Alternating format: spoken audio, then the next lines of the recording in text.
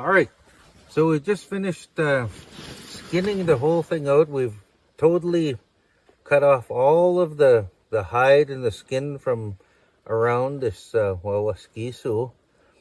Now we're going to start butchering it and cutting it so we could pack it on the quad. So one of the first things we want to cut off is one of the choicest piece of meat on any animal, and that is the tenderloin.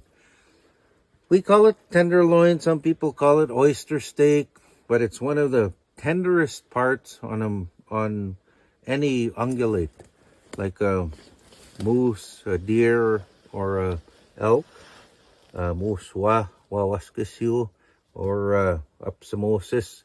That's the most sought after piece because it's really tender, cooks up really good, is that tenderloin, or what we call the oyster steak. Now with that, it lies right along the inside, along the backbone. So I'm going to cut right along against the backbone, and I'm going to bring my knife along right as far as I can towards the leg. And then we're going to see that this tender piece, most tenderest piece on any animal, comes out, and that's called the tenderloin or the oyster steak. And you can see how it comes out in one piece like that. So this is the tenderloin, or what they call the oyster steak.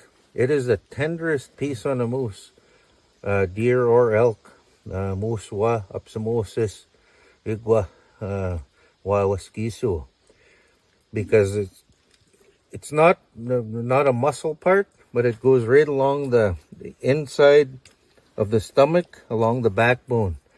So that's one. There's one on each side. I'm going to cut along the back, right against the backbone. Then I'm going to reach up to where it attaches at the front, and I'm going to pull it up and cut it carefully, because again, this is, elders really love this because it's the softest meat on the whole animal.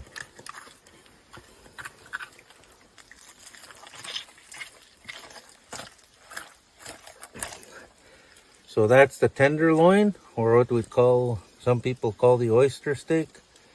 The most tender part, because there's no muscle at all in there. Softest meat. So from there, I'm going to start quartering it. So I want to open this up. And again, any chunks of meat like this that I cut off of there, we're going to be taking that as well.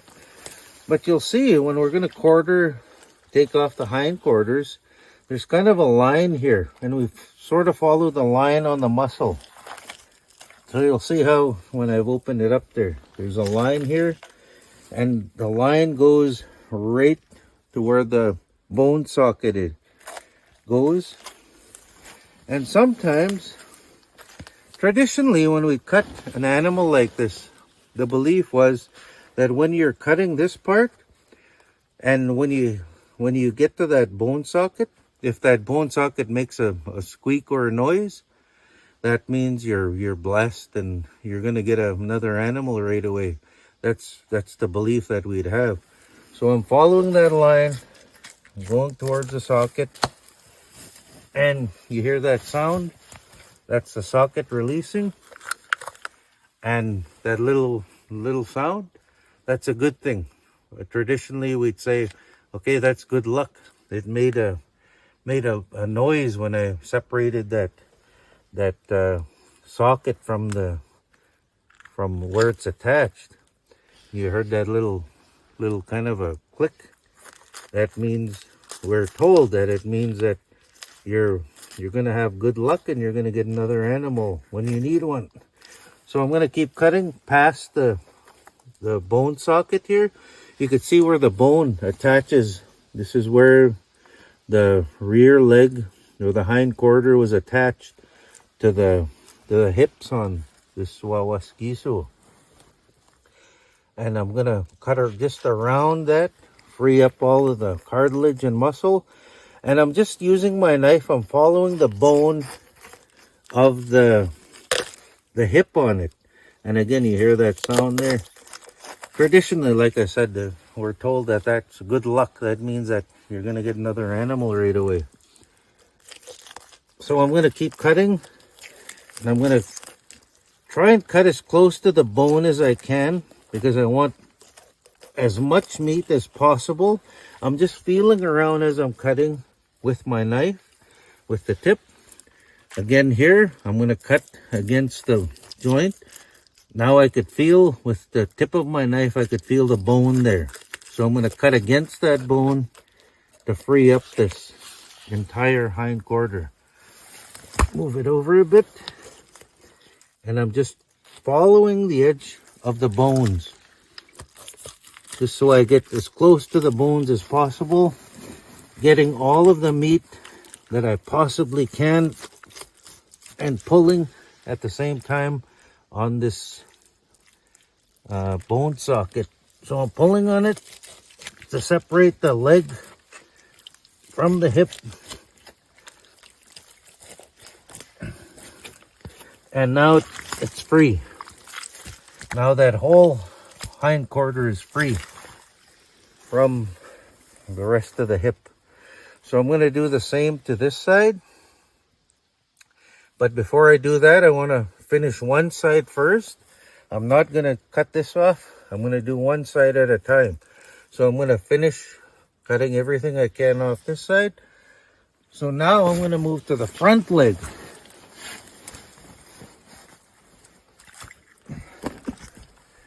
Interesting thing about the front leg on any ungulate or any muswa, apsamosis, wawaskisu, the front leg is actually not attached by any bone at all. It is just attached to the front of the animal by muscle. So I'm just going to have to free this front quarter or this front leg and cut the muscle. There is no bone at all attaching this leg to the front of this wawaskisu. And it's same thing with muswa hapsamusis. Same thing. So I'm just going to have to pry this leg a little. And where it's attached here, I'm just going to keep cutting through. And you'll see there's no bone, there's no joint. Oh, and I lost the blade from my knife.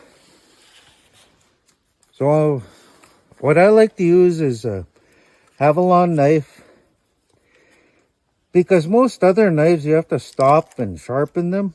With a Havalon knife, you just keep replacing the blade and it stays nice and sharp. So these Havalon, I love them. You don't have to keep sharpening, just replace the blade. Other knives, you have to stop and sharpen them. So I'm pulling this apart, and you see this sort of spiderweb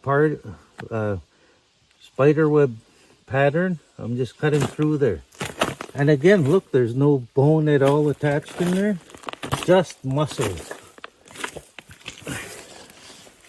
to free up the front leg on them. And like I said, any ungulate, wawaskisu, muswa, apsamosis, they're all the same.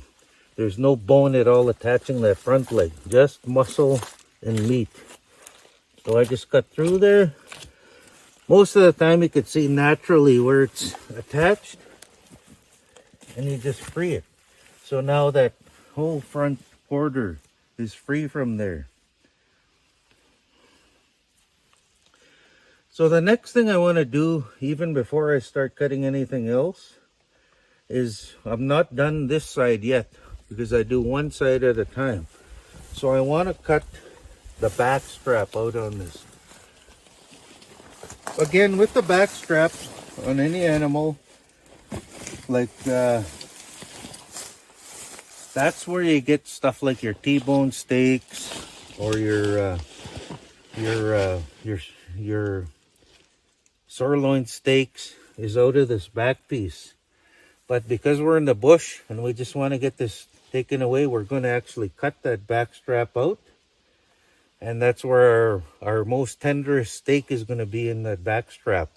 So we call it the back strap on any ungulate.